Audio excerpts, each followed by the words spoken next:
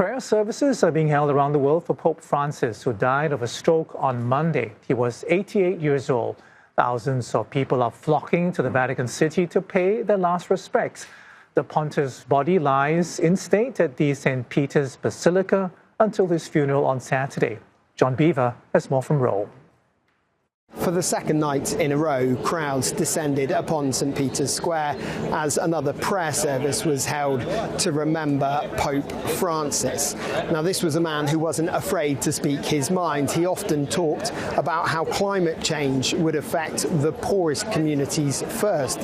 He talked about the plight of migrants, and he talked about how more had to be done to address global inequalities when it came to poverty as well. And that's perhaps why we've seen so many people coming here to Vatican City and seen people from around the world make their way here. He was, of course, the first pope to come from the southern hemisphere rather than the more traditional choice of popes coming from, if not Italy, then Europe more widely.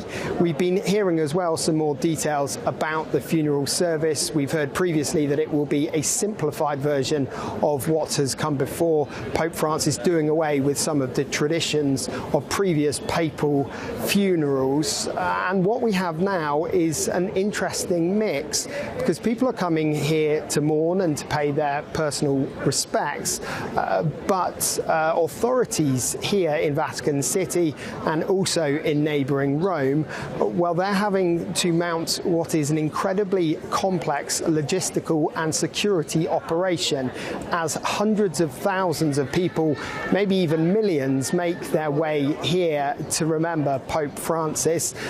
We are also expecting dozens of heads of state, from presidents and prime ministers to members of royal families from across the globe. So all of that is going to make the next few days here a big challenge for all those involved. And then, of course, we have the conclave being held after the funeral, which will decide the next pope. But certainly at the moment, all eyes are on the period of mourning ahead of the funeral on Saturday of Pope Francis. John Bevir, CNA, Vatican City.